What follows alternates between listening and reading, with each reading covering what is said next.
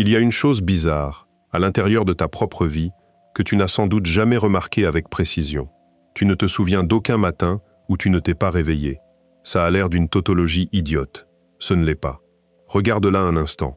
Tu as traversé des accidents évités de justesse, des maladies, des routes glissantes. Des situations où, statistiquement, quelque chose aurait pu s'arrêter et ne s'est pas arrêté.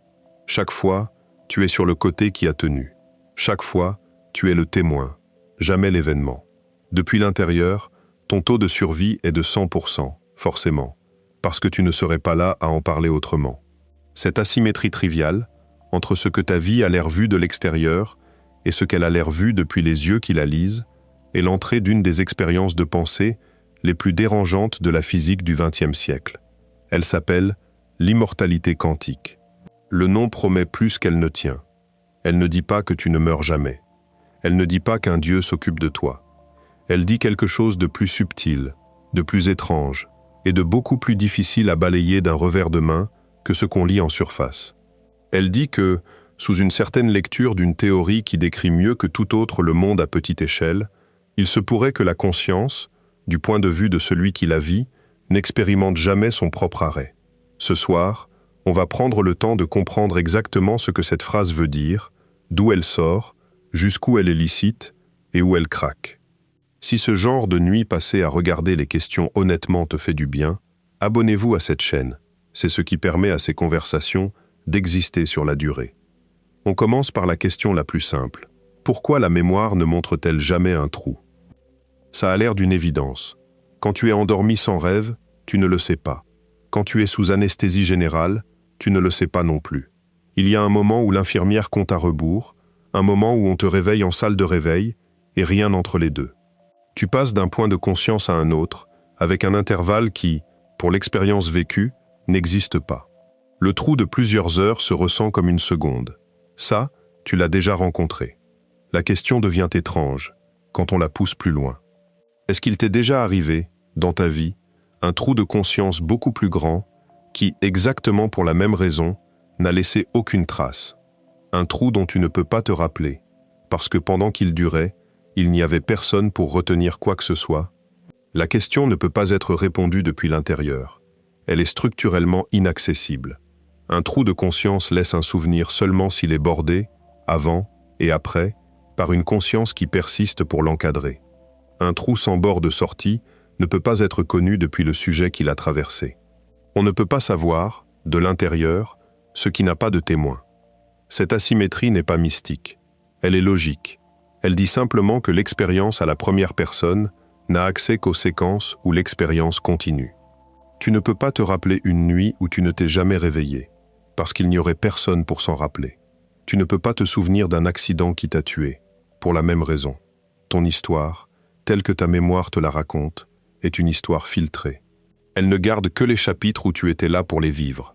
Elle jette silencieusement, sans même te prévenir, tous les chapitres où tu ne l'étais pas. Sur ce fait très banal, la physique quantique appliquée à la survie de l'observateur va poser une hypothèse beaucoup plus radicale.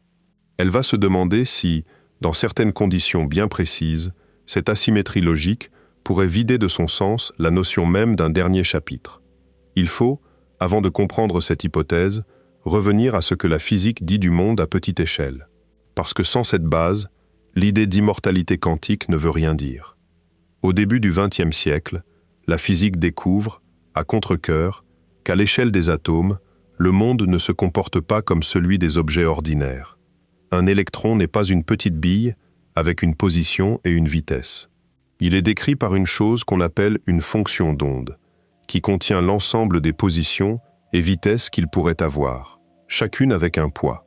Aussi longtemps qu'on ne le mesure pas, l'électron n'a pas de position définie. Il est, si on veut, partout à la fois, avec des amplitudes différentes. Quand on le mesure, la fonction d'onde semble s'effondrer. On trouve l'électron ici, avec la probabilité que la fonction lui donnait, et les autres endroits disparaissent, comme si la mesure avait forcé le monde à choisir. Cette description marche. Elle marche avec une précision qu'aucune autre théorie physique n'a atteinte. Elle a été testée dans des dizaines de milliers d'expériences depuis un siècle. Elle est solide. Ce qu'elle n'est pas, c'est clair. Personne n'a jamais réussi à expliquer, à partir des équations elles-mêmes, ce qui se passe au moment précis de la mesure. Les équations disent comment la fonction d'onde évolue tant qu'on n'observe pas. Elles ne disent pas comment elle s'effondre quand on observe. L'effondrement est une règle ajoutée à la main, pour rendre compte du fait qu'on voit une seule position et pas toutes. Cette règle marche. Elle est nécessaire à toute prédiction expérimentale, mais elle est philosophiquement bancale. Elle introduit dans la physique une distinction entre les moments où on regarde et les moments où on ne regarde pas, que rien dans les équations ne justifie. Cette insatisfaction philosophique n'est pas nouvelle. Dès la fin des années 1920, quand la nouvelle mécanique quantique s'installe, les fondateurs eux-mêmes se déchirent sur ce qu'elle veut dire. Niels Bohr et son école, à Copenhague, défendent une position pragmatique. La fonction d'onde n'est pas une chose. Elle est un outil de prédiction. Elle décrit ce qu'un expérimentateur peut attendre de mesures futures. La question de ce qui se passe entre les mesures n'a pas de sens, parce que rien n'est mesurable entre les mesures. C'est ce qu'on a appelé plus tard l'interprétation de Copenhague.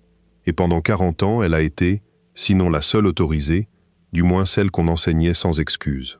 Einstein, Schrödinger, de Broglie l'ont refusée, chacun à sa manière, en disant qu'une théorie physique doit décrire quelque chose qui existe, pas seulement énoncer ce qu'un expérimentateur va lire sur ses appareils. Ils ont perdu la bataille pendant leur vie. La question qu'ils posaient est restée ouverte, et elle est celle sur laquelle Everett va tomber comme étudiant. C'est là qu'en 1957, un jeune physicien américain, Hugh Everett, alors étudiant à Princeton, écrit une thèse de doctorat qui va prendre presque 3 décennies à être prise au sérieux. Sa thèse dit une chose très simple et d'une conséquence très large. Elle dit que peut-être l'effondrement de la fonction d'onde n'a jamais lieu. Peut-être que la fonction d'onde continue à évoluer selon les équations, sans exception, sans règle spéciale ajoutée à la main. Et si c'est le cas, alors chaque mesure ne fait pas disparaître les autres branches de la fonction d'onde. Elle les laisse toutes en place, chacune correspondant à un résultat différent, dans ce qui devient, littéralement, un univers avec plusieurs histoires parallèles. Everett quitte la physique académique peu après sa thèse, la lecture qu'on lui donne à l'époque étant plutôt froide. Il travaille pour l'armée américaine sur des calculs de dissuasion nucléaire, boit beaucoup, meurt à 51 ans en 1982. Il ne verra pas ce qui arrive à son idée. Dans les années 70, le physicien Bryce DeWitt reprend et popularise sa formulation et lui donne un nom plus évocateur, plus vendeur, celui qu'on connaît aujourd'hui. Interprétation des mondes multiples. Ou, en formulation plus austère, formulation à état relatif. Le nom des mondes multiples est puissant, et il est trompeur. Il fait imaginer un multivers de science-fiction, des univers jumeaux séparés dans un grand cosmos qui les contiendrait tous. Ce n'est pas ce que dit la théorie. Ce que dit la théorie, c'est qu'il y a une seule fonction d'onde, une seule structure mathématique, à l'intérieur de laquelle chaque résultat de mesure est un fil qui continue d'exister, sans jamais être effacé, sans jamais entrer en concurrence avec les autres, pour être le vrai. Chaque fil a des observateurs à l'intérieur. Chacun d'eux a l'impression que son fil est le vrai monde, parce que c'est ce qu'il voit, c'est ce qu'il mesure, c'est ce dont il se souvient. Il ne peut pas voir les autres fils, parce que les fils, une fois qu'ils se sont séparés, ne communiquent plus.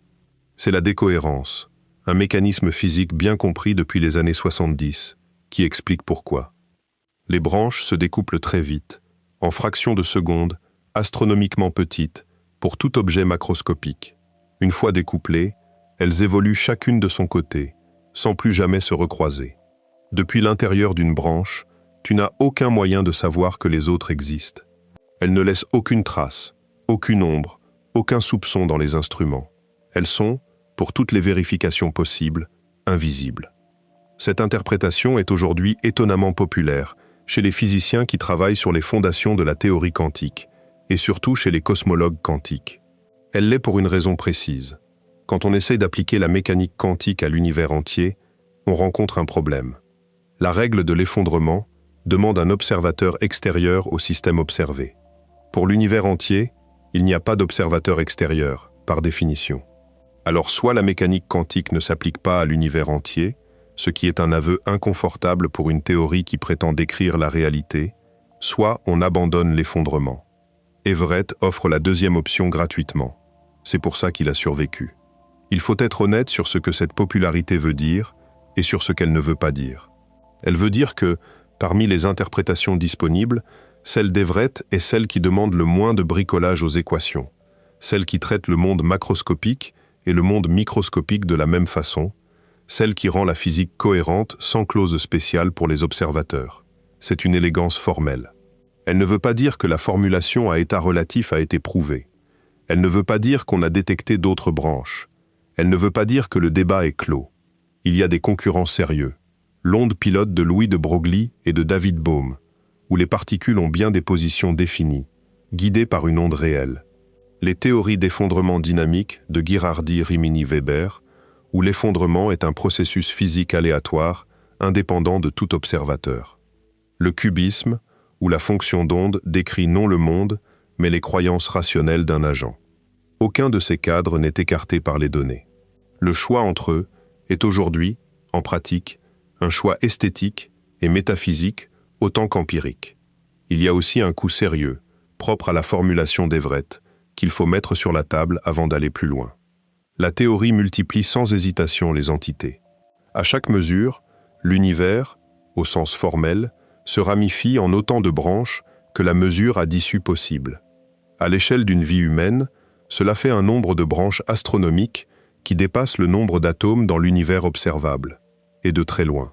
On peut trouver cet inflationnisme métaphysique acceptable, comme le prix à payer pour l'élégance formelle, ou on peut le trouver intolérable, comme une hypertrophie de l'ontologie que le principe de parcimonie devrait interdire. Les deux réactions sont défendables. Elles ne se tranchent pas par un calcul. Il y a un autre coup, plus technique et plus grave. C'est ce qu'on appelle le problème de la mesure, ou plus précisément, le problème de la règle de Born. La mécanique quantique standard prédit non seulement quels résultats sont possibles, mais avec quelle probabilité chacun se produit. Cette règle des probabilités, énoncée par Max Born en 1926, est ce qui donne à la théorie son mordant expérimental. Dans l'interprétation d'Everett, tous les résultats se produisent. Il n'y a plus, à première vue, de raison de leur assigner des probabilités différentes. Chaque branche existe, chacune est réelle depuis l'intérieur. Pourquoi certaines auraient-elles plus de poids que d'autres? Comment retrouver, à partir de la formulation à état relatif seul, la règle statistique que Born a écrite? Le problème est ouvert depuis 70 ans. Il y a eu des tentatives sérieuses, notamment par David Deutsch dans les années 2000 et David Wallace dans les années 2010, pour dériver la règle de Born à partir d'axiomes de rationalité, comme un théorème du choix rationnel appliqué à des agents dans une théorie ramifiante. Ces tentatives sont ingénieuses. Elles ont convaincu une partie de la communauté. Elles n'ont pas convaincu tout le monde. Le débat reste vif. Et tant que ce débat n'est pas tranché, l'interprétation d'Everett souffre d'un déficit structurel. Elle rend compte de tous les résultats possibles, mais elle a du mal à rendre compte du fait que certains sont massivement plus probables que d'autres. C'est une faille théorique qu'il faut porter avec soi quand on continue. C'est sur ce terrain-là que la question de l'immortalité quantique va être posée. Pas dans le vide, pas dans une envolée mystique, sur une théorie disputée, avec un problème central non résolu, mais qui a des défenseurs sérieux et qui, si elle était vraie, aurait une conséquence étrange qu'il vaut la peine de suivre jusqu'au bout. C'est le roboticien Hans Moravec, à Carnegie Mellon, qui va formuler l'argument sous une forme précise dans un livre publié en 1988. Ce livre s'appelle Mind Children. Moravec y explore ce qui se passerait si l'esprit humain pouvait être transféré dans une machine, et par là, si la conscience continue d'exister au-delà du corps qui l'a porté. À la fin d'un chapitre presque incident, il propose un argument formel qui a pris son propre chemin depuis. Il dit à peu près ceci: si l'interprétation d'Everett est correcte, alors à chaque moment où ton existence dépend d'un événement quantique dont l'issue pourrait être ta survie ou ta mort, l'univers se ramifie. Dans certaines branches, tu meurs, dans d'autres, tu survis. Tu ne peux pas être conscient dans une branche où tu es mort, parce qu'il n'y a plus personne à l'intérieur pour l'être. Tu ne peux être conscient que dans les branches où tu survis. Donc, depuis ta perspective à la première personne, tu ne fais jamais l'expérience de ta propre mort. Tu passes toujours, subjectivement, du côté qui a tenu. Il n'y a que cette continuation-là qui reste témoin. Le passage par Moravec est important, parce qu'il inscrit l'argument dans une lignée de réflexion sur l'intelligence artificielle et sur ce qui, dans un esprit, mérite ou non le nom de continuité. Moravec n'était pas un physicien fondamental. C'était un roboticien, un des pionniers de la robotique mobile. Quelqu'un qui passait ses journées à essayer de faire tenir sur roue des programmes capables de naviguer dans un couloir. Son intérêt pour l'immortalité quantique n'était pas mystique. Il était computationnel. Il voulait comprendre ce qui, dans un programme qui pense, constitue l'identité de ce programme au cours du temps, et par extension, ce qui, dans un cerveau humain, constitue l'identité de la personne qui l'habite. L'argument quantique lui est apparu comme une conséquence intéressante de ces questions, un cas limite qui éclairait le noyau. Il l'a écrit en une page ou deux, et il est passé à autre chose. Ce n'était pas dans son travail une thèse centrale. Le physicien Max Tegmark, à la fin des années 1990, va reprendre cet argument et l'articuler dans une forme expérimentale d'une clarté brutale. C'est ce qu'on appelle depuis le suicide quantique. Le nom est laid, l'expérience est mentale, personne ne la propose sérieusement comme un test. Mais elle sert de laboratoire de pensée pour serrer l'argument. Imagine un dispositif construit de la façon suivante. Une source d'atomes en état de superposition, dont chaque mesure a exactement une chance sur deux de donner résultat A ou résultat B, avec la même probabilité que jouer à pile ou face avec une pièce parfaitement équilibrée. Ce dispositif de mesure est connecté à un fusil dirigé sur la tête d'un expérimentateur volontaire. Si le résultat est A, le fusil tire. Si le résultat est B, il ne tire pas. On répète l'expérience 90 fois. Vu de l'extérieur, ce dispositif est une machine à tuer. Sur 90 essais, la probabilité que l'expérimentateur soit encore en vie à la fin est de l'ordre de 1 divisé par 2 à la puissance 90, ce qui, en chiffres humains, se rapproche d'aussi près de 0 qu'on peut le concevoir. Vu par n'importe quel témoin extérieur, l'expérimentateur meurt presque à coup sûr, très vite, probablement dans les premières secondes. Le corps s'effondre. On enterre l'expérimentateur. On raconte l'histoire dans les manuels d'éthique. Mais vu de l'intérieur, si l'interprétation d'Everett est correcte, l'expérience se déroule autrement. À chaque essai, l'univers se ramifie. Dans les branches où le fusil tire, l'expérimentateur meurt. Il n'y a plus personne dans ces branches pour observer quoi que ce soit. Dans les branches où le fusil ne tire pas, l'expérimentateur continue. Sa conscience, sa continuité mémorielle, sa perspective à la première personne ne peuvent exister que dans les branches où il n'est pas mort. Après le premier essai, du point de vue de l'expérimentateur, il est étonnamment vivant. Après le deuxième essai, encore vivant, encore étonné. Après le 10e, il commence à se demander pourquoi le fusil ne tire jamais. Après le 90e, il est certain, statistiquement au sens brutal du terme, qu'il vient d'assister à une preuve directe que l'interprétation d'Everett est la bonne. Parce que dans toutes les autres interprétations, il aurait dû être mort depuis longtemps. Voilà l'expérience de pensée dans sa forme brute. Elle a l'air d'un tour de passe-passe. Elle ne l'est pas.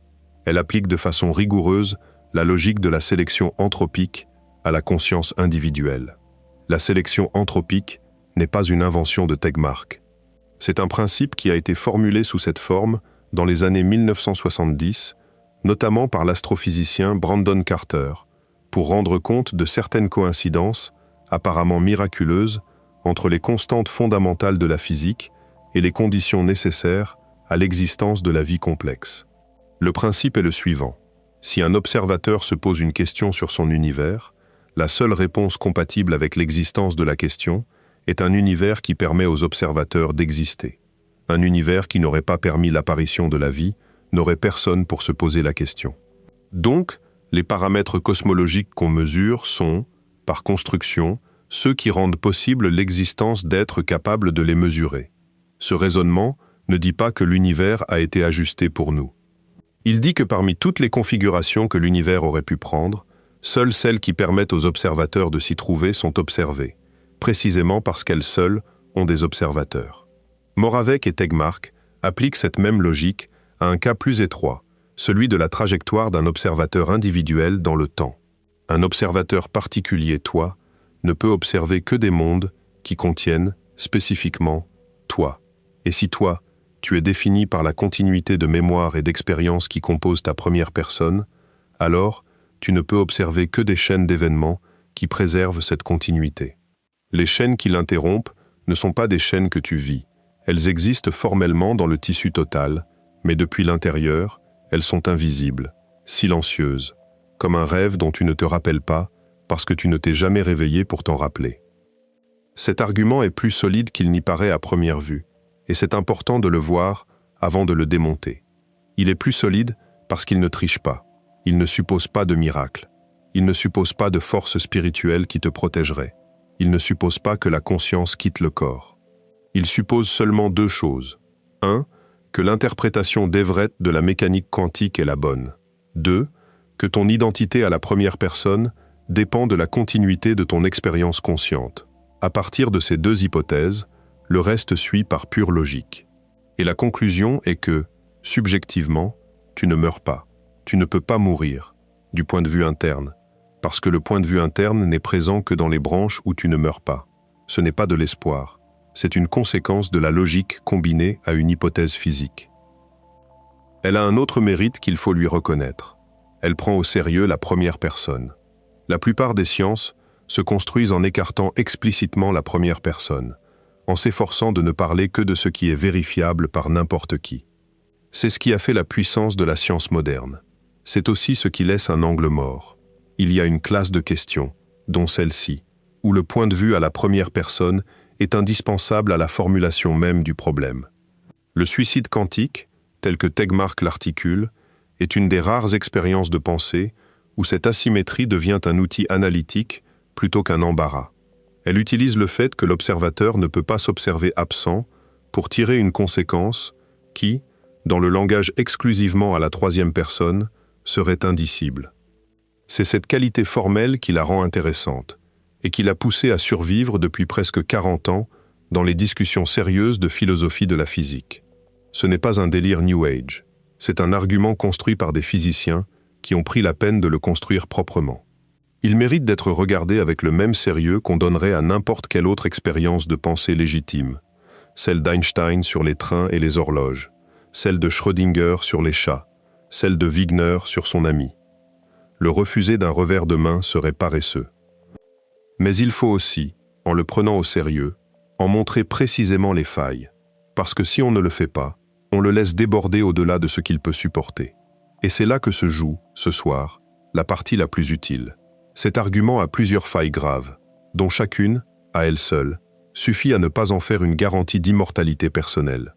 Pris ensemble, elles délimitent très étroitement ce que le raisonnement peut légitimement conclure, et ce qui, dans les versions populaires, est une extension abusive.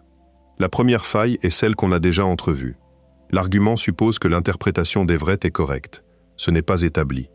C'est même profondément disputé. Les autres interprétations, dont l'onde pilote de Bohm, dont les théories d'effondrement dynamique, dont le cubisme, dont les versions plus conservatrices comme les histoires cohérentes, rendent toutes compte des mêmes données expérimentales. Aucune n'est écartée. Si l'une d'elles est la bonne, l'argument s'effondre. Il n'y a plus de branches multiples dans lesquelles ta conscience pourrait sélectivement continuer. Il y a une seule séquence d'événements, la tienne, avec des probabilités qui, quand ta mort est très probable, la produisent effectivement. Ce n'est pas une possibilité résiduelle qu'il faut mentionner par politesse.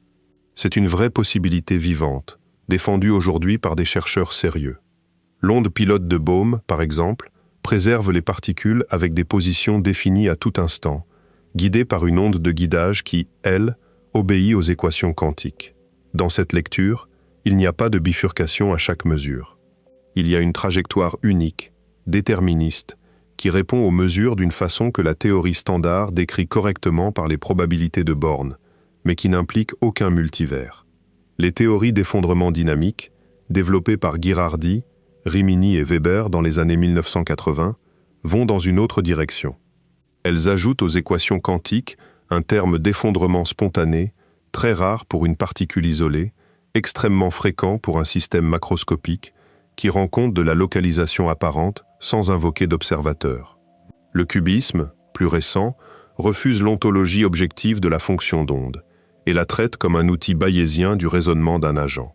Aucune de ces trois positions ne produit d'immortalité quantique, parce qu'aucune ne produit de multivers où ta conscience pourrait choisir sa branche. Si l'une de ces interprétations est la bonne, l'argument s'effondre à sa racine.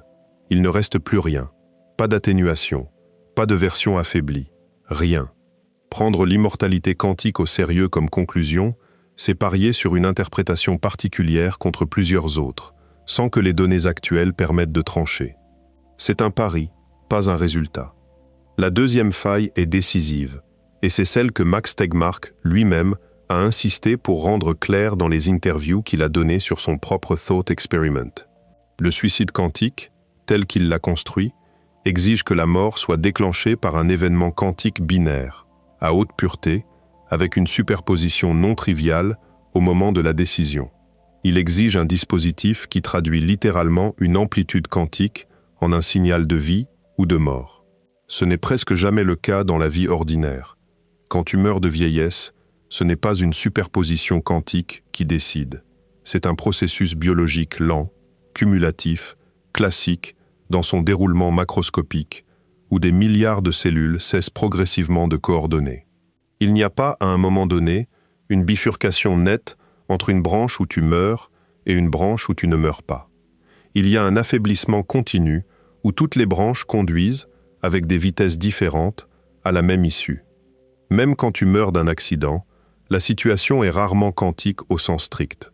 La voiture qui percute, le sol qui approche, le rythme cardiaque qui s'arrête, sont des systèmes macroscopiques dont le comportement, s'il inclut évidemment des composantes quantiques microscopiques, est en pratique classique au niveau où la mort se joue. Il n'y a pas, entre l'impact et l'arrêt du cerveau, une infinité de branches où tu survives par miracle quantique. Il y a une distribution de trajectoires possibles, presque toutes convergentes vers le même point. L'argument de l'immortalité quantique, appliqué à la mort ordinaire, ne fonctionne pas. Il fonctionne dans un dispositif artificiel construit exprès pour maximiser le tranchant quantique. Il ne fonctionne pas pour la vie que tu vis. Tegmark l'a dit lui-même, plusieurs fois, en soulignant que son expérience de pensée n'était pas une invitation à la roulette russe et n'était pas un pronostic sur ta longévité.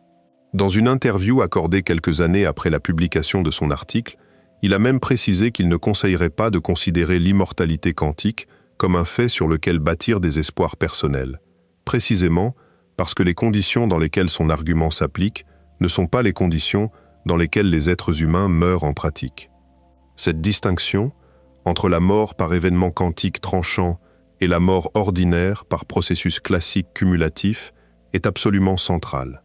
Elle est presque toujours effacée dans les vulgarisations qui présentent l'immortalité quantique comme une garantie physique de survie. La vérité est plus étroite. Le Thought Experiment fonctionne pour un dispositif qu'on construirait exprès. Il ne fonctionne pas pour ton corps en train de vieillir. Ces deux cas sont physiquement différents, et l'analogie qu'on établit entre eux, dans les présentations grand public, ne tient pas la route dès qu'on regarde le détail. La troisième faille est plus subtile, et c'est celle du poids probabiliste. On y a fait allusion tout à l'heure, en parlant du problème de la règle de Born dans l'interprétation d'Everett. Même en supposant que toutes les branches existent, elles n'ont pas toutes le même poids.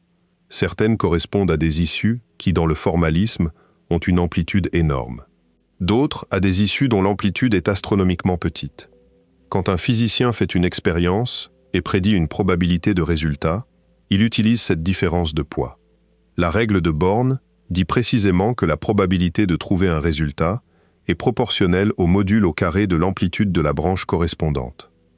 Si tu essayes d'appliquer l'argument de l'immortalité quantique à ta propre vie, tu te retrouves dans une situation où les branches où tu survis un événement improbable, au bout de nombreuses répétitions, ont un poids qui devient exponentiellement petit.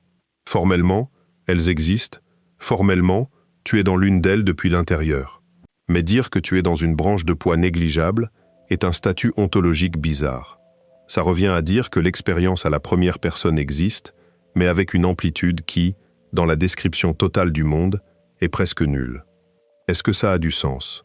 Est-ce que la conscience d'un observateur devrait pondérer autant, quelle que soit la taille de la branche qui l'accueille? Ou est-ce qu'il faut lui donner un poids proportionnel à l'amplitude, ce qui reviendrait à dire que l'expérience de survivre dans une branche minuscule est, dans un sens qu'on peine à formaliser, une expérience à intensité réduite? Personne n'a de réponse claire à cette question. Elle est intimement liée au problème non résolu de la règle de Born dans l'interprétation d'Everett. Certains chercheurs, comme David Wallace à Oxford, ont proposé de résoudre le problème par ce qu'on appelle la théorie de la décision quantique, en dérivant la règle de Born à partir d'axiomes de rationalité que devrait accepter tout agent placé dans un univers ramifié. D'autres, comme Sean Carroll à Caltech, ont proposé des dérivations alternatives basées sur des principes de symétrie ou d'autolocalisation. Ces tentatives ont chacune leur mérite. Aucune n'a fait consensus. Une part significative des physiciens qui travaillent sur les fondations de la mécanique quantique considèrent aujourd'hui que la règle de Born, dans l'interprétation d'Everett, reste un défi théorique ouvert, dont la résolution ou l'échec définitif décidera de la viabilité à long terme du cadre. Tant qu'on n'a pas résolu ce problème, l'argument de l'immortalité quantique tourne à vide. Il conclut que tu survis subjectivement, mais il ne peut pas expliquer avec quelle vivacité, avec quelle qualité, avec quelle réalité tu survis. Il te laisse dans une région de la théorie, où les mots courants perdent leur prise. La quatrième faille est philosophique, mais elle est peut-être la plus corrosive. Elle porte sur ce qu'on appelle la personne.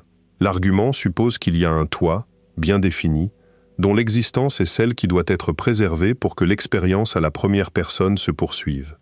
Mais qu'est-ce que ce toi? Est-ce ton corps? Il change intégralement de cellules tous les 7 à 10 ans. Est-ce ton cerveau? Ces connexions se remodèlent en permanence, et la personne que tu étais à 20 ans partage moins de contenu neuronal avec celle que tu es aujourd'hui que ne le suggère le sentiment de continuité. Est-ce ta mémoire? Elle est reconstruite à chaque rappel, et la personne dont tu te souviens hier n'est pas celle dont tu te souvenais il y a 10 ans. Est-ce ta personnalité? Elle évolue au point que des gens qui te connaissaient il y a longtemps peuvent, sincèrement, dire qu'ils ne te reconnaissent plus. Le toi est un motif qui persiste sur une continuité de matière et d'informations changeantes. Ce n'est pas une chose, ce n'est pas une essence, c'est une trajectoire. Et l'argument de l'immortalité quantique, appliqué à cette trajectoire, dérive vers une conclusion troublante. Les branches où tu survis un événement extrême sont probablement des branches où tu survives blessé, altéré, changé profondément. Plus l'événement était improbable, plus la branche qui te sauve est étrange. Tu peux survivre par miracle statistique, mais la version de toi qui reste peut être si différente de ce que tu appelais toi que la question de savoir si c'est encore toi devient sérieuse. Est-ce qu'un survivant amnésique, paralysé, débranché de son propre passé, est encore la même personne?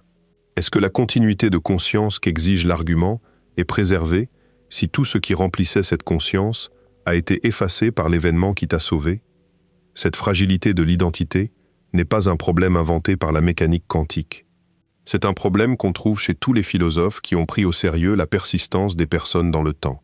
John Locke, au XVIIe siècle, avait déjà remarqué que si l'on définit la personne par la mémoire, alors une personne qui perd des pans entiers de son passé n'est plus, strictement parlant, la même personne que celle dont elle a perdu le souvenir.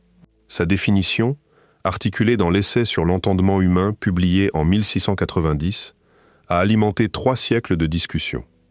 Le noyau du problème est simple. Ce qu'on appelle une personne n'est pas un objet stable qu'on suit à la trace dans le temps. C'est une trajectoire dynamique dont les moments successifs sont reliés par des liens de mémoire, de personnalité, de projet, de corps, dont chacun peut se relâcher, se rompre, se recomposer. La question de savoir si tel moment tardif est le même que tel moment antérieur n'a pas de réponse absolue. Elle dépend de la façon dont on choisit de peser les différents liens. Le philosophe Derek Parfit, dans son livre Raison et personne paru en 1984, un des grands ouvrages contemporains sur l'identité personnelle, a montré combien la notion de la même personne dans le temps est plus fragile qu'on ne le croit. Parfit ne parlait pas de mécanique quantique. Il parlait des expériences de pensée sur la téléportation, sur les cerveaux dédoublés, sur les copies exactes. Il concluait que l'identité personnelle, telle qu'on la conçoit ordinairement, est probablement un concept mal formé, et que ce qui compte n'est pas de savoir si telle version future est la même personne, mais quelle continuité psychologique la relie à la version présente. Appliqué à l'immortalité quantique, ce recadrage est dévastateur. Les branches où tu survis sont peut-être des branches où la continuité psychologique est si abîmée que dire tu as survécu perd son sens. Tu es formellement en vie. Il n'est plus clair que ce toi soit encore une entité dont la survie te concernerait. La cinquième faille est plus pratique, mais elle éclaire quelque chose d'important. Elle porte sur la structure des branches où tu survis. Si on prend au sérieux la logique de la sélection anthropique appliquée à la conscience individuelle, il ne suffit pas que tu sois vivant.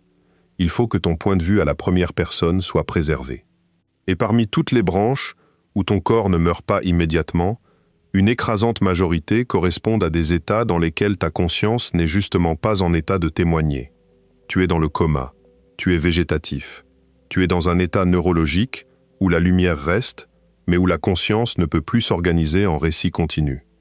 Si on est vraiment rigoureux avec l'argument, alors les branches qui te préservent au sens strict, celles où tu es non seulement en vie, mais encore capable de vivre l'expérience à la première personne dans sa continuité, sont un sous-ensemble minuscule des branches où ton corps continue simplement à respirer.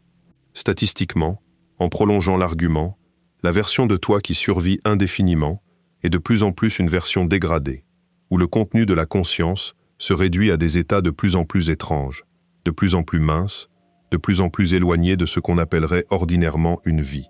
L'immortalité quantique, poussée à son terme logique, ne promet pas une survie éternelle en pleine forme dans un monde reconnaissable. Elle promet quelque chose qui ressemble davantage à un très long crépuscule, dans lequel la conscience, forcée par la sélection anthropique de rester présente, se retrouve dans des états que la vie ordinaire ne visite pas. Pour se le représenter concrètement, imagine une personne qui, à 120 ans, aurait dû mourir 100 fois selon toutes les statistiques ordinaires. Si l'argument tient, alors dans les branches où sa perspective à la première personne s'est maintenue, cette personne n'est pas simplement une centenaire en pleine forme.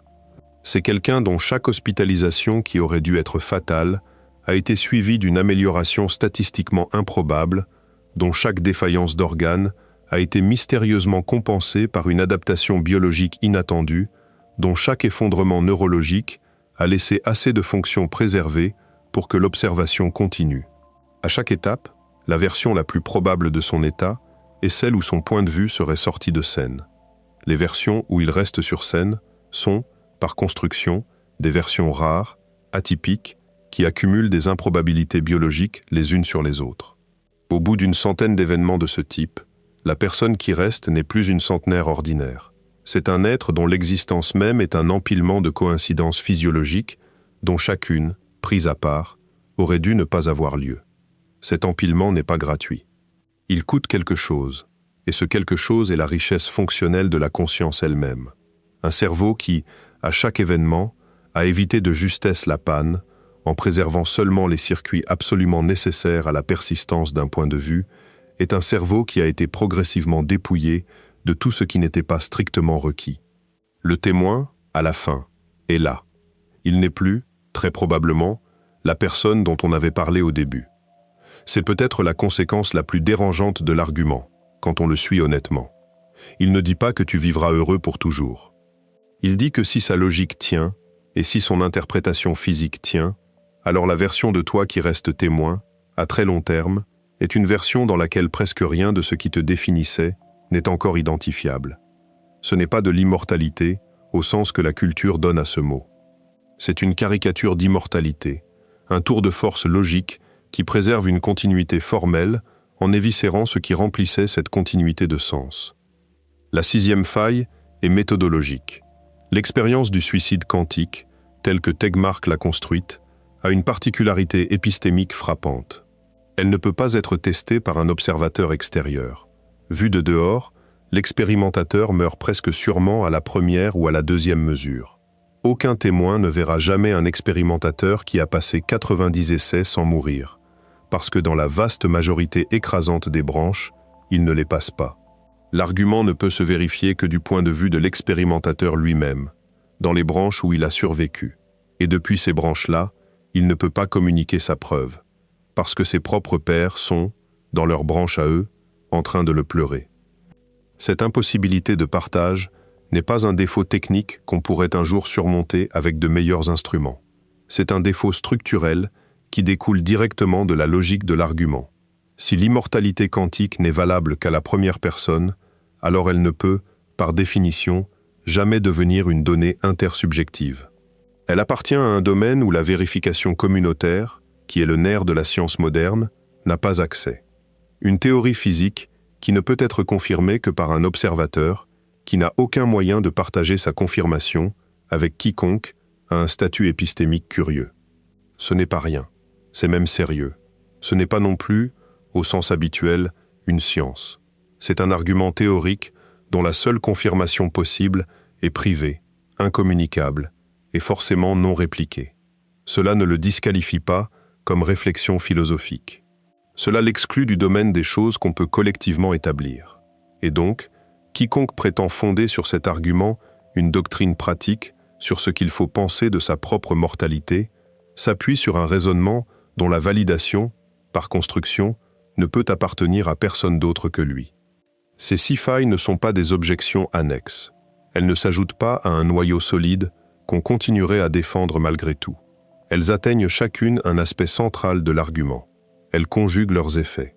Prises ensemble, elles réduisent le champ de ce que l'immortalité quantique peut légitimement affirmer à une zone étroite, spéculative, dépendante d'une interprétation contestée, appliquée à un genre d'événement qui n'arrive presque jamais dans une vraie vie, sous des conditions probabilistes qu'on ne sait pas formaliser, avec un sujet dont l'identité est philosophiquement floue, produisant à long terme des états qui ne sont pas ce qu'on appelle vivre, dans un cadre expérimental que personne ne peut vérifier.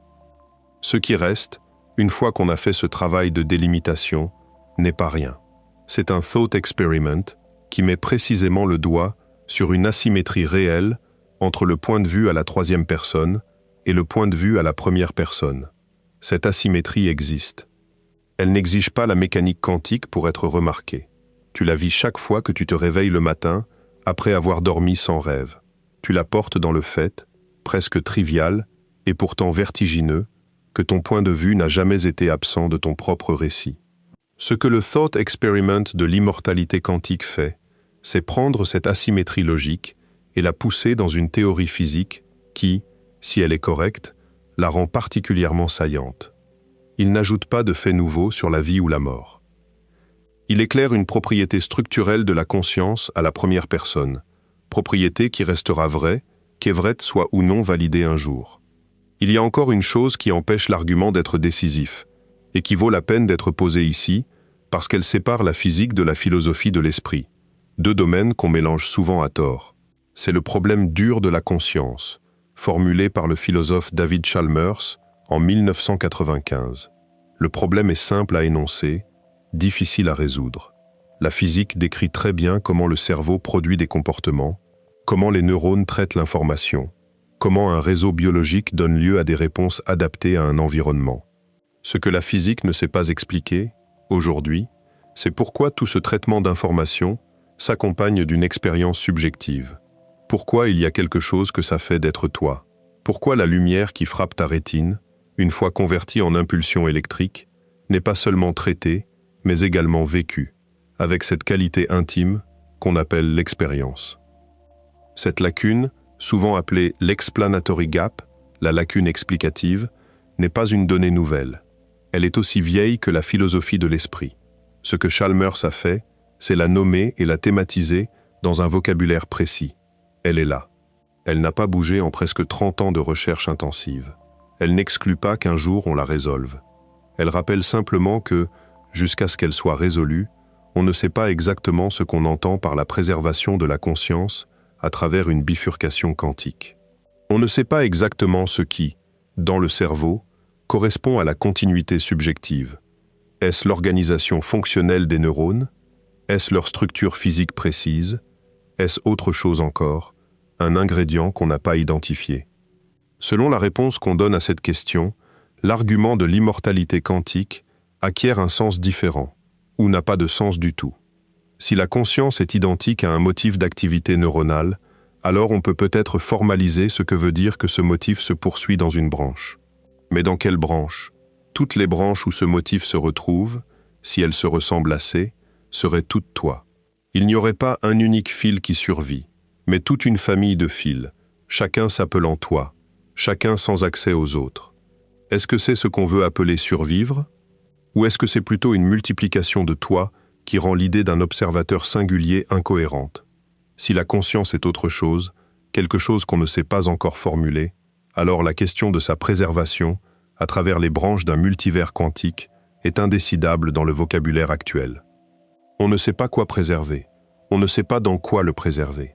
L'argument de l'immortalité quantique parle d'une entité qu'il n'a pas définie, en supposant qu'elle passe d'une branche à l'autre selon des règles qu'on n'a pas établies. C'est un raisonnement suspendu dans une zone conceptuelle qui n'existe pas encore. Chalmers a rendu ce point vif dans son livre La conscience, à la recherche d'une théorie, publié en 1996, à travers ce qu'on appelle l'argument des zombies. Un zombie philosophique, dans son vocabulaire, est un être physiquement identique à un être humain, fonctionnellement identique dans tous ses comportements, mais dépourvu d'expériences subjectives internes. De l'extérieur, il agit comme toi. De l'intérieur, il n'y a personne. Chalmers ne prétend pas que ces zombies existent. Il dit qu'ils sont concevables et que leur simple concevabilité pose un problème pour toute théorie qui prétend expliquer l'expérience subjective à partir des seules propriétés physiques du cerveau. Si un zombie est concevable, alors les propriétés physiques ne suffisent pas à impliquer l'expérience. Il y a quelque chose de plus qui doit être expliqué, et ce quelque chose échappe aux outils actuels. L'argument est débattu. Certains philosophes le rejettent en disant que ces zombies ne sont pas vraiment concevables, seulement imaginables superficiellement. D'autres le prennent au sérieux et cherchent, dans des théories comme le panpsychisme ou la théorie de l'information intégrée, à donner à la conscience un statut plus fondamental. Le débat ne s'est pas conclu. Ce qui importe pour notre exercice, c'est le rappel que le vocabulaire dans lequel on parle de la survie de la conscience, à travers une bifurcation quantique, repose sur une notion de la conscience qu'on n'a pas encore élucidée. Toute la difficulté qu'on a mise en lumière plus haut, celle de ne pas savoir ce qu'il faudrait préserver, ni dans quel milieu le préserver, revient ici, sous une forme aggravée. Elle n'est pas anecdotique. Elle est structurellement liée au fait que la conscience elle-même, en tant qu'objet de théorie, n'a pas encore reçu de définition qui soit à la fois précise et empiriquement accessible. Chalmers lui-même est resté prudent sur ses extensions. Il a écrit sur la conscience, il a écrit sur l'interprétation d'Everett, il n'a pas endossé la thèse de l'immortalité quantique comme conclusion établie. Il l'a traitée comme une conséquence intéressante d'une combinaison d'hypothèses qui, chacune séparément, mérite d'être prise au sérieux, mais dont la conjonction demande plus que ce qu'on a pour la soutenir. C'est cette posture-là, prudente et attentive, qui est la posture juste. Ni endossement, ni balayage. Suspension informée. Alors si on n'endosse pas, si on ne balaie pas, à quoi sert de passer une soirée à faire ce travail? La réponse est que l'exercice n'est pas gratuit. Il déplace quelque chose. Il rend visible une propriété de la conscience à la première personne qui, une fois vue, ne se déprend plus. Cette propriété n'est pas nouvelle. Elle a été remarquée, sous d'autres vocabulaires, par des traditions bien plus anciennes que la mécanique quantique. Mais l'articuler dans les termes d'une physique contemporaine, même si l'argument physique lui-même ne tient pas, permet de la reformuler avec une netteté rare. La propriété est celle-ci. Ton point de vue à la première personne, la chose qui, en ce moment, lit ces phrases et les entend intérieurement dans une voix, n'a jamais été absent de sa propre histoire. Il ne peut pas l'avoir été. Sa présence est la condition de sa capacité à raconter quoi que ce soit. Chaque fois que tu penses à ta vie, tu la regardes depuis l'unique perspective où tu étais là pour la vivre. Ta vie, telle que tu peux la connaître, est le résidu filtré de toutes les continuités qui ont maintenu ton témoin sur la scène. Ce filtrage est invisible, parce qu'il est intégral, parce qu'il n'y a rien à comparer, parce qu'un manque d'expérience ne laisse aucune trace expérimentale. Cette asymétrie a été soulignée par de nombreux philosophes contemporains, indépendamment de toute considération quantique. Thomas Nagel, dans un article célèbre publié en 1974 intitulé « Quel effet cela fait-il d'être une chauve-souris ?», a mis en évidence que le point de vue à la première personne a un statut irréductible qui échappe à toute description à la troisième personne. On peut décrire physiquement comment une chauve-souris utilise son écholocation. On ne peut pas, depuis l'extérieur, ressentir ce que fait ce système du point de vue de la chauve-souris. Le même écart existe entre la description objective de ton cerveau et l'expérience que tu as en tant que sujet. Cet écart n'est pas comblable par plus d'informations. Il est structurel. Cette asymétrie est la vraie leçon du thought experiment. Pas que tu vas vivre pour toujours. Pas qu'une physique exotique te garantit une survie éternelle. Mais que le point de vue depuis lequel tu regardes ton existence a une propriété structurelle qu'aucun autre point de vue dans l'univers n'a. Il n'a jamais fait défaut à lui-même. Il ne peut pas se rappeler d'un moment où il n'était pas là. Il vit dans un temps continu par construction. Et cette continuité, qu'on soit ou non dans un multivers, est déjà, de l'intérieur, un fait remarquable. Ce fait remarquable est parfaitement compatible avec un matérialisme sobre. Il ne demande pas de branches parallèles pour être vrai. Un corps qui meurt une seule fois, dans un seul monde, sans multivers d'aucune sorte, produit exactement la même asymétrie. Depuis l'intérieur du corps, avant la mort, chaque moment de conscience est le seul qui puisse être vécu. Après la mort, il n'y a plus personne pour observer le vide. Il n'y a pas d'expérience du non-être, parce que l'expérience exige un sujet. Ce que le philosophe Épicure a dit il y a plus de 2300 ans est exactement ça, dans un vocabulaire plus simple. Quand la mort est là, nous ne sommes plus. Quand nous sommes, la mort n'est pas encore. Il n'y a pas de temps où nous et notre mort se rencontrons. Le thought experiment de l'immortalité quantique est une manière moderne, avec un appareillage physique élaboré et une hypothèse ontologique lourde, de retomber sur une intuition qu'Épicure avait tirée d'une simple observation phénoménologique.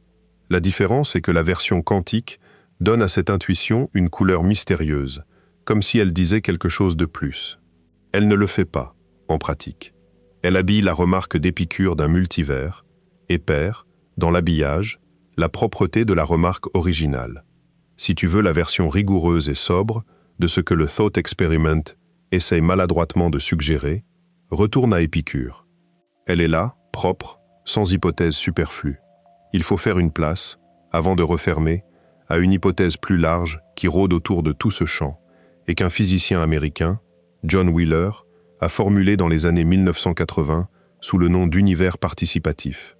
Wheeler, l'un des grands physiciens du XXe siècle, celui qui a inventé les termes trou noir et une expression restée fameuse dans les débats sur les fondations, la substance, à partir du bit, avait passé sa carrière à réfléchir aux fondations de la physique. Vers la fin de sa vie, il a proposé une lecture selon laquelle l'univers, pour prendre une forme définie, avait besoin d'être observé. Non pas par un observateur humain particulier, non pas par une conscience mystique, par le processus général d'interaction qui distingue quelque chose. Selon cette vue, l'univers actuel serait, en quelque sens, un univers qui a été rendu défini par les mesures qui se sont accumulées à l'intérieur de lui. Wheeler avait été l'étudiant de bord à Copenhague, puis le directeur de thèse d'Everett à Princeton. Il a donc traversé, mieux que personne, les deux camps opposés de la fondation de la mécanique quantique. C'est peut-être pour cette raison que ses propositions tardives, comme celle de l'univers participatif ou comme sa formule sur la substance à partir de l'information, ont cette qualité étrange d'être à la fois évocatrice et impossible à traduire en un cadre technique complet. Elle pointe vers une direction sans dessiner de route. Cette hypothèse est belle, elle est aussi hautement spéculative. Wheeler lui-même l'a présentée comme une intuition, pas comme une théorie. Elle n'a pas de formulation mathématique complète.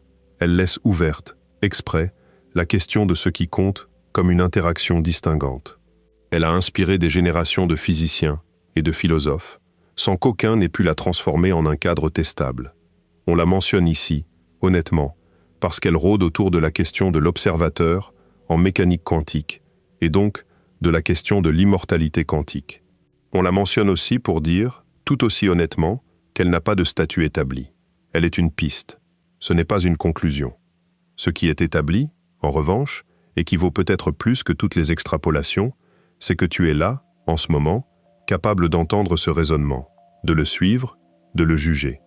Que ce soit dans un univers unique ou dans un multivers, que la mort te finisse, ou que dans une branche minuscule tu continues d'exister sous une forme dégradée, ce moment-ci est le moment que tu vis.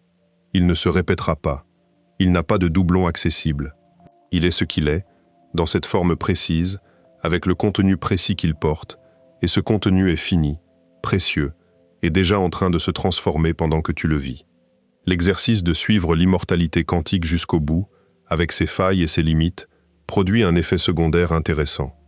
Il déplace l'attention de ce qui pourrait ou non arriver après vers ce qui, très clairement, est en train d'arriver maintenant. C'est un effet paradoxal, parce que le Thought Experiment prétendait parler de ce qui échappe à la mort, et l'exercice honnête finit par te ramener à ce qui n'y échappe pas, à savoir cette soirée, cette pensée, cet instant. C'est le mouvement inverse de ce que promet l'étiquette. C'est le mouvement qu'un examen sérieux impose.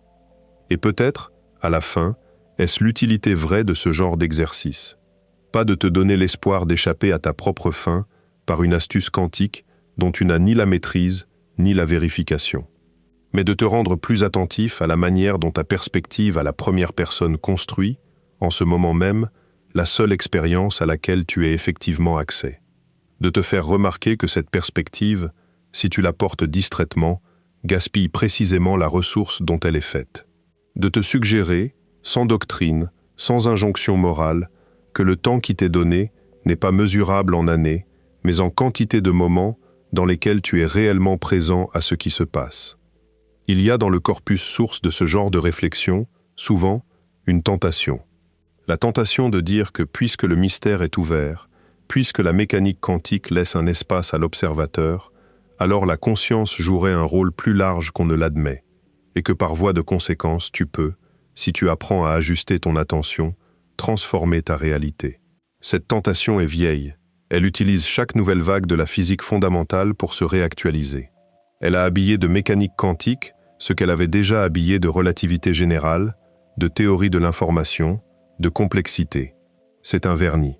Elle promet, essentiellement, un pouvoir de modification de la réalité extérieure par la seule attention. Il faut être honnête sur ce point, parce que le pipeline de ce genre d'idées est puissant, et parce que la déception qu'il provoque, chez ceux qui l'appliquent avec sérieux et n'obtiennent pas les résultats promis, est réelle. Cette tentation prend, dans le contexte de la mécanique quantique, une forme particulière, et il faut la nommer précisément pour ne pas la laisser passer. Elle s'appuie sur une confusion entre 3 niveaux de discours qu'il faut distinguer. Le premier niveau, c'est celui des équations. Celles-ci sont extrêmement bien vérifiées. Elles ne contiennent aucune notion d'observateur conscient. Le deuxième niveau, c'est celui des interprétations, qui discutent de ce que les équations veulent dire ontologiquement, et où le rôle de l'observateur devient une question légitime, sans que rien n'y soit tranché. Le troisième niveau, c'est celui des extrapolations pop, qui prennent l'ouverture du deuxième niveau et la transforment en une doctrine pratique sur la façon dont la conscience individuelle sculpte le monde qui l'entoure. Ce passage du deuxième au troisième niveau n'est pas soutenu par ce qu'on sait aujourd'hui de la physique. C'est un saut narratif, souvent flatteur pour celui qui l'accepte, parfois dangereux quand il conduit à négliger des soins réels au profit d'un travail intérieur qui n'a pas le pouvoir causal qu'on lui prête. La physique ne dit pas que la conscience crée la réalité. Elle dit que certaines mesures affectent le système mesuré, à l'échelle microscopique, par les interactions physiques que la mesure introduit. Ces interactions n'ont pas besoin d'un observateur conscient pour se produire. Un détecteur automatique suffit. Un simple couplage à un environnement suffit. La conscience, au sens qu'elle a dans ta vie, celle qui lit ces mots, n'a pas de rôle causal démontré dans la façon dont le monde macroscopique se comporte. Le sol ne devient pas plus solide parce que tu y crois. Une maladie ne recule pas parce que tu la refuses. Un souhait ne modifie pas la trajectoire d'une planète. Ce qui change, ce n'est pas la réalité extérieure, c'est ton rapport à elle. Et cette distinction est décisive. Un rapport modifié à ce qui arrive n'est pas rien. Il détermine ce que tu remarques, ce que tu ignores, ce à quoi tu réagis, ce que tu laisses passer, ce que tu prends au sérieux, ce que tu relègues. Un déplacement intérieur peut, sur la durée, produire une vie extérieure qui a l'air différente de celle que tu aurais eue sans ce déplacement. Ce n'est pas de la magie, c'est la conséquence logique du fait que ton attention filtre l'expérience et que ton action émerge de ce filtrage. Beaucoup de choses qui se présentent comme une modification de la réalité par la pensée sont, plus modestement, une modification de la vie par l'attention. La différence n'est pas anodine. La première est fausse. La seconde est vérifiable dans presque toutes les biographies humaines qui ont travaillé sur elles-mêmes. Alors, ce soir, Si tu me permets une dernière chose, regarde tes mains une seconde, le sang qui les parcourt, la chaleur qui circule sous la peau, la biochimie patiente qui fait fonctionner ce corps. Le carbone dans tes doigts est passé par des étoiles. L'eau dans tes cellules a fait plusieurs fois le tour de la planète. Rien de ce dont tu es fait n'a été inventé pour toi. Tout a été emprunté, brièvement, à quelque chose de beaucoup plus vaste. Ces atomes vont continuer, sous d'autres formes, pendant très longtemps, après que le motif provisoire, que tu appelles toi, aura cessé de tenir. Ce qui te fait toi, ce n'est pas les atomes. C'est la manière dont ils sont, en ce moment, arrangés. Un motif qui se maintient contre le courant, à grand renfort d'énergie, à travers un travail biologique dont la seule interruption significative se produira le jour où le corps ne pourra plus le soutenir. Le thought experiment de l'immortalité quantique, quand on le regarde honnêtement, ne change rien à cela. Il propose une lecture selon laquelle, dans une théorie particulière, à travers une série d'hypothèses qui ne sont ni établies ni écartées, la conscience à la première personne pourrait ne jamais faire l'expérience de son propre arrêt. C'est une lecture, ce n'est pas une garantie. Elle ne te dit pas d'espérer moins la mort, elle ne te dit pas de l'espérer davantage. Elle te dit que le point de vue depuis lequel tu regardes ta propre vie a des propriétés structurelles qu'aucune autre perspective, dans tout l'univers connu, n'a. Et parmi ces propriétés, il y a celle qui rend vraie, dans un sens minimal mais réel, l'observation d'Épicure. Tu ne rencontreras pas ta mort. Elle n'est pas un moment que tu vivras. C'est ce qui arrive à d'autres quand ta trajectoire s'arrête, et c'est ce qui arriverait à toi si tu étais un observateur externe à ta propre vie. Depuis l'intérieur, il n'y a que la continuité, jusqu'au moment où il n'y a plus rien. Ce que tu peux faire, entre maintenant et ce moment, n'est pas gouverné par la physique. Il est gouverné par ton attention. La physique te donne des contraintes. Elle ne te donne pas des instructions. Ce que tu vas faire de la conscience, qui, en ce moment, écoute ces phrases, dépend de choix qu'aucun multivers ne peut prendre à ta place. Tu peux traverser ta vie en pilote automatique, en réagissant à des habitudes qui ont été formées à des époques dont tu ne te souviens plus, dans des situations qui n'existent plus.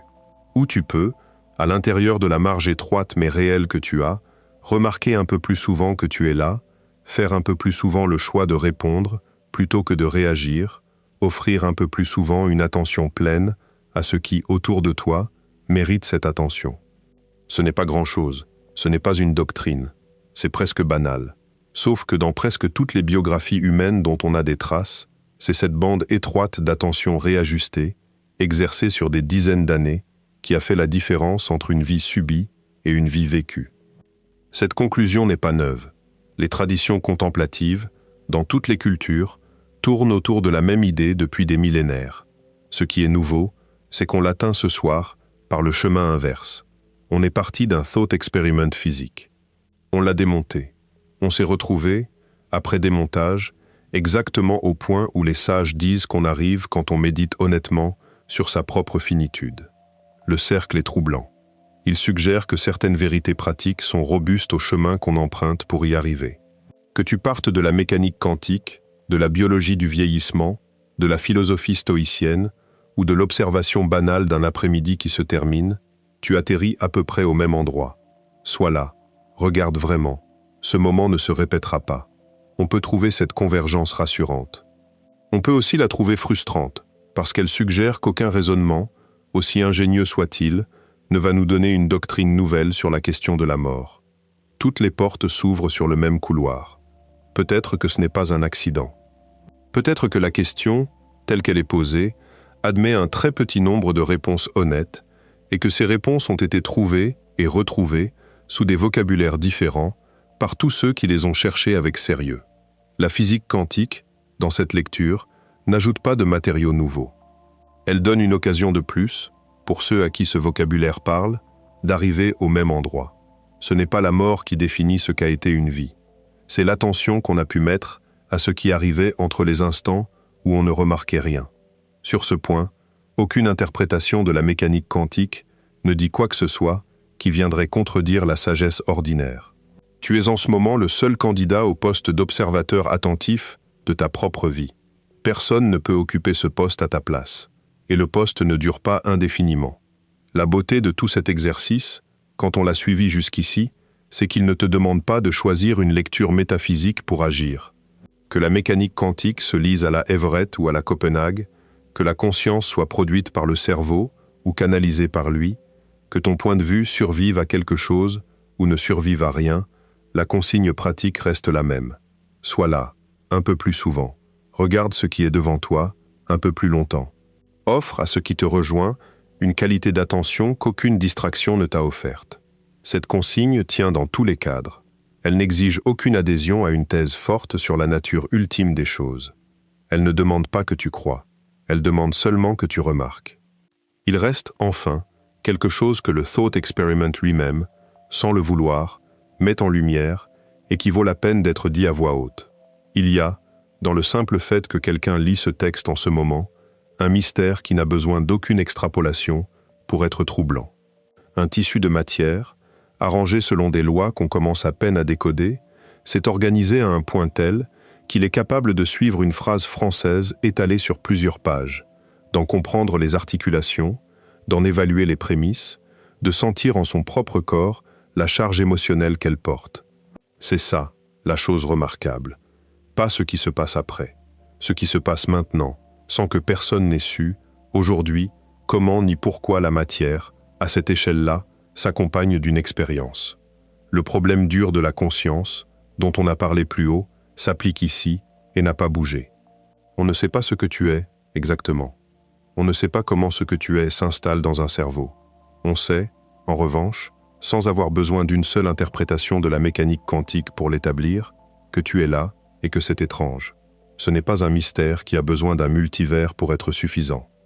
Le mystère de ta présence, ce soir, dans cette pièce, en train de lire, est déjà, à lui seul, beaucoup plus grand que tout ce que les extrapolations viennent y ajouter.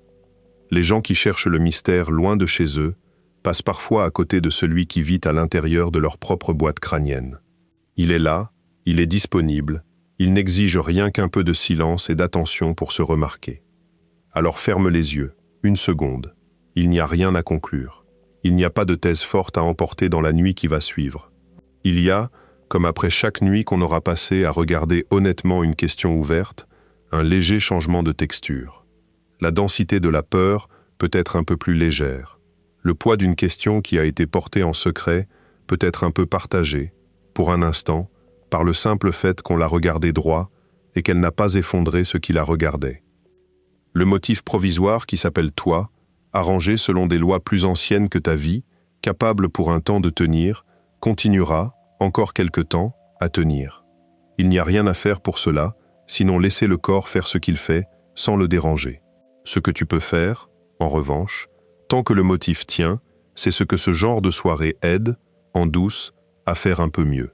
Remarquer davantage, réagir un peu moins, choisir un peu plus. Offrir à ce qui vient une attention qui ne se donnerait pas sans avoir été rappelée à sa propre valeur.